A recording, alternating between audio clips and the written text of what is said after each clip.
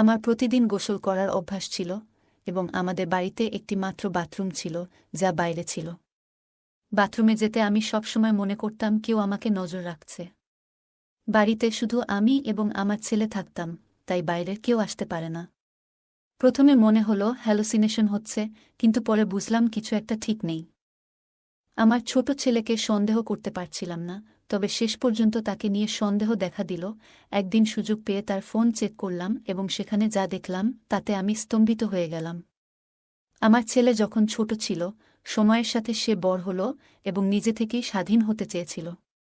আমার স্বামী বাড়ির কোণে ছোট একটি বাথরুম বানিয়েছিলেন, যা পরে আমাদের কাজে লাগল।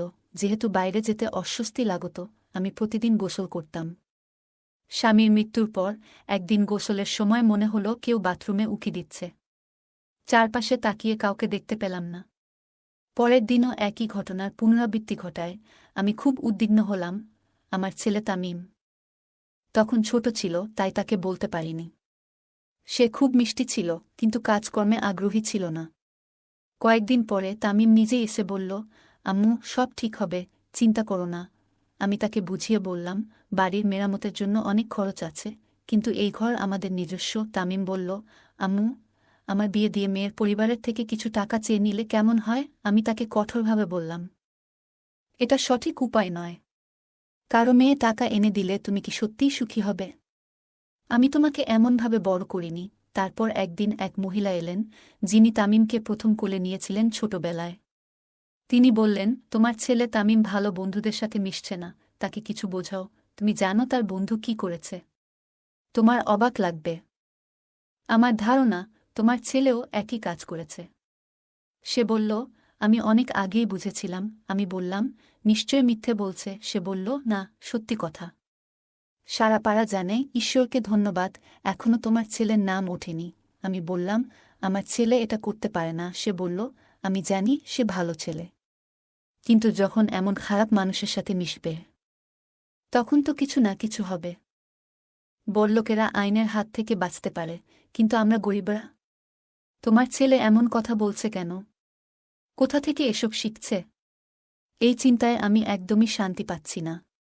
একদিন ভোরে গোসল করতে গিয়ে মনে হলো কেউ আমাকে দেখছে। চোখ বন্ধ করে থাকতে পারলাম না। আজ বাথরুমে কারো নিঃশ্বাসের আওয়াজ শুনে আমি আতঙ্কিত হলাম। বাইরে বেরিয়ে দেখি আমার ছেলের সামনে দাঁড়িয়ে আছে, যেন কোথাও থেকে পালিয়ে এসেছে।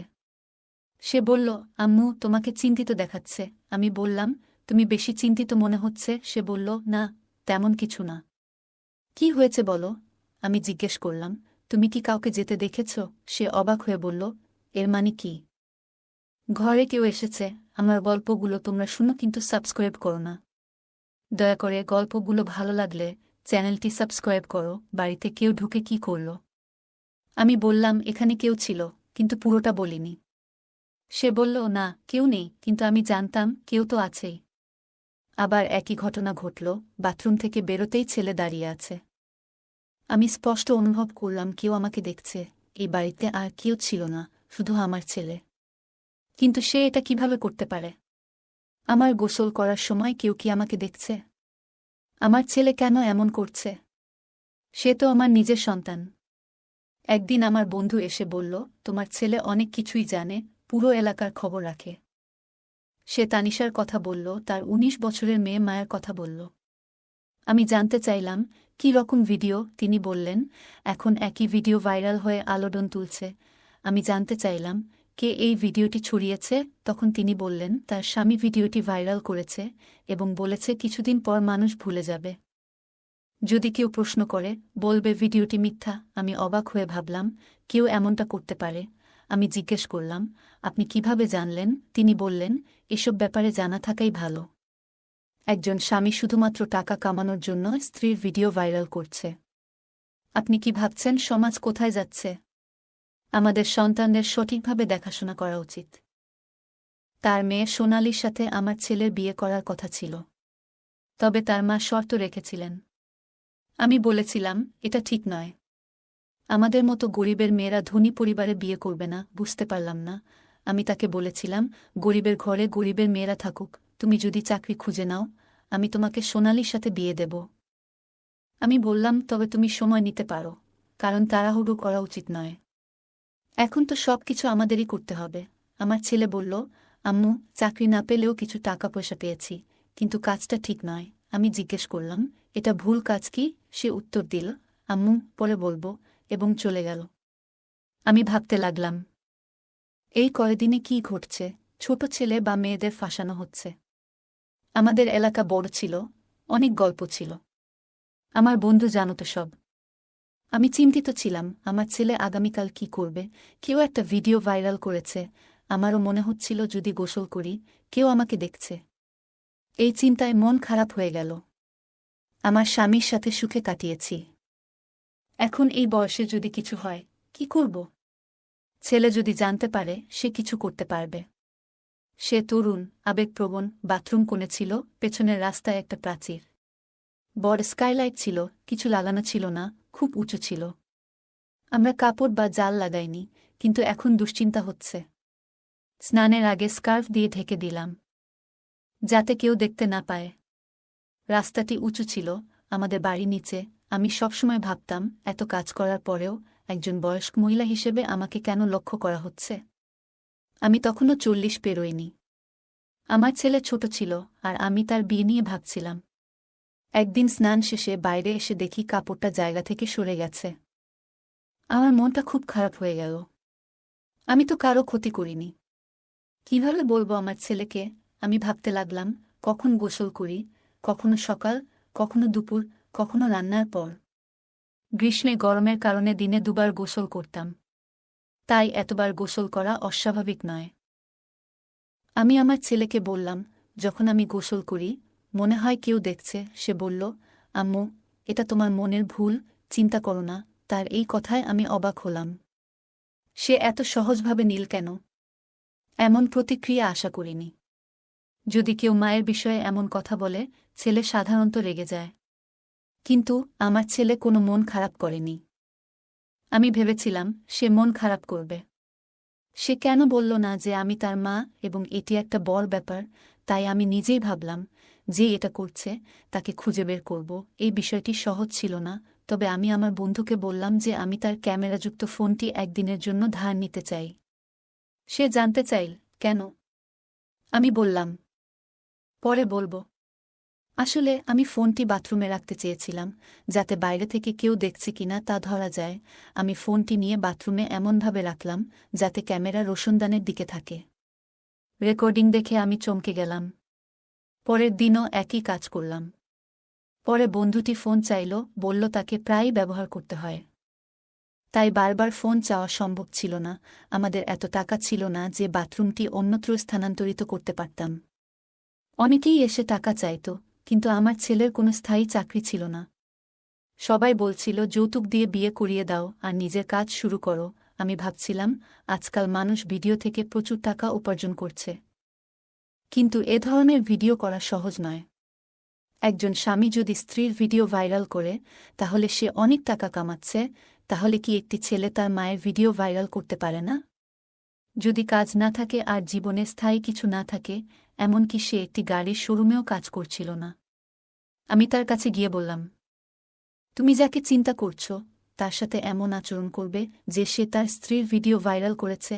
আমার ছেলে বিস্মিত হয়ে বলল, আম্মু, তুমি কি বলছ? এসব কথা কোথা থেকে আসছে? তুমি ঠিক আছো তো? আমি এমন কোনো বন্ধুর সাথে কথা বলছি না। আমি বললাম, তাহলে তুমি কি ভিডিওর কথা বলছিলে?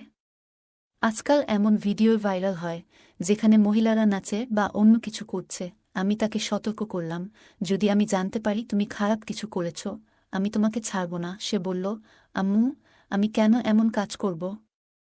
তুমি যা বলছ তা একেবারে অমূলক। আমি বললাম, তাহলে তুমি কেন বলছ যে তুমি স্নান করতে গেলে বাইরে কেউ দাঁড়িয়ে থাকে? সে প্রথমে অবাক হয়ে গেল এবং পরে বলল, তুমি হয়তো ভুল ভাবছ। কিন্তু আমি তাকে জানিয়ে দিলাম, যদি এমন হয়, তবে তুমি কি করবে? তুমি সেই লোকটিকে আটকাবে? একবার দেখাতে চাও লজ্জা ছাড়াই, দয়া করে এই বাথরুমের স্কাইলাইটটি বন্ধ করুন। যখন তোমার বাবা এটি তৈরি করেছিলেন, তখন ছাদ না থাকলেও সমস্যা হতো না। কিন্তু এখন সমাজে যা ঘটছে তা ভাবতেই রাগে লাল হয়ে যাচ্ছি। আমার মনে হয়েছিল তুমি কিছু করবে, কিন্তু তুমি কিছুই না করে বসে আছো। আমার ছেলে অদ্ভুতভাবে বলল, যদি মনে হয় কেউ দেখছে তাহলে বাথরুমে যাবেন না। এটা বলার পর আমি বাথরুমে যাই না। গ্রীষ্মে আমি টয়লেটে স্নান করতে গিয়ে ভয় পেতাম। পরিষ্কার পরিচ্ছন্ন থাকতে অভ্যস্ত ছিলাম, কিন্তু এখন এসব নিয়ে ভাবতে থাকি। আমার ছেলের উপর নজর রাখা দরকার, কারণ এই বাড়িতে কেউ আসে না এবং হঠাৎ সে এমন অদ্ভুত আচরণ করতে শুরু করেছে। আগে ছোটখাটো বিষয়েও সে এত রেগে যেত যে মারামারি করতে রাজি থাকত, কিন্তু এখন একেবারে স্বাভাবিক। অন্যদিকে দীপালির মা বারবার বলছেন, আমার মেয়ে তোমার ছেলেকে পছন্দ করে, তাকে ভালো একটা কাজ নেয়ার জন্য বলো যাতে তাদের এনগেজমেন্ট হয়। কিন্তু আমার ছেলের দিকে তাকিয়ে আজকাল বুঝতেই পারছি না সে কোন দিকে যাচ্ছে। আমি ভাবছি, কেন কারো মেয়ের জীবন নষ্ট করবে? দীপালিও একজন পাগল ছিল যে আমার ছেলেকে ভালোবাসত। আমি ভাবলাম, যদি সত্যিই তাই হয় তবে তাকে কয়েক বছর অপেক্ষা করতে হবে, কারণ ও আমার বন্ধুর একমাত্র মেয়ে ছিল এবং আমিও তাকে খুব সুন্দর মনে করি।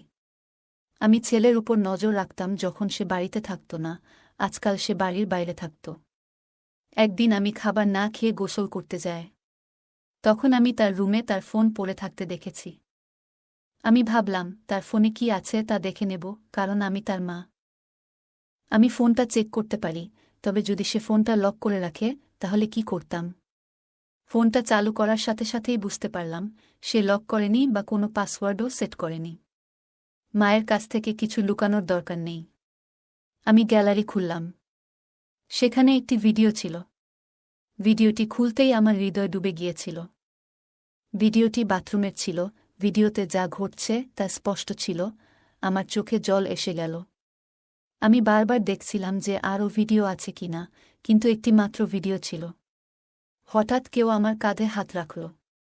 ভয়ে আমি পিছনে তাকালাম এবং দেখলাম আমার ছেলে দাঁড়িয়ে আছে। তার মুখেও ভয় ছিল, আমার চোখেও। আমি তাকে জিজ্ঞাসা করলাম এবং অবাক হয়ে তাকিয়ে রইলাম। কাঁদতে কাঁদতে বললাম, তুমি এসব কখন করলে আর কেন করলে? সে কাঁদতে কাঁদতে বলল, যেদিন তুমি আমাকে বলেছিলে আমি সেদিনই করেছি। তুমি বলেছিলে কেউ তোমাকে লুকিয়ে দেখছে।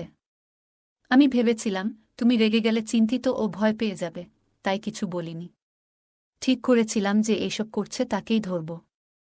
আমার ছেলে বলল, আগে রোশনদানে একটা ছোট ক্যামেরা লাগানো ছিল, তোমাকে দেখা যাচ্ছিল না। পরে বুঝতে পারলাম আমাদের এলাকার ছেলেই এসব করছে। আওয়াজ শুনলে একই রাস্তায় দাঁড়িয়ে যেত। পানি পরে বুঝতে পারত কেউ ভেতরে ঢুকেছে। তার নাম ও ঠিকানা খুঁজে বের করে তাকে শাস্তি দিয়েছি। বন্ধু বলল, এসব করে কিছু হবে না। হয়তো তোর মায়ের ভিডিও বানিয়েছে।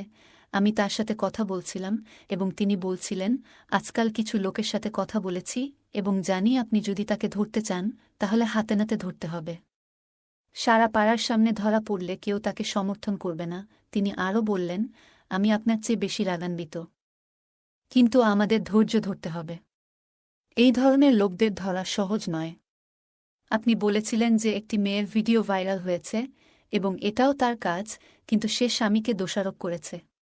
কোনো স্বামী এটা করতে পারে? এলাকাবাসী কথা বলে সেটাকে গল্পে পরিণত করে।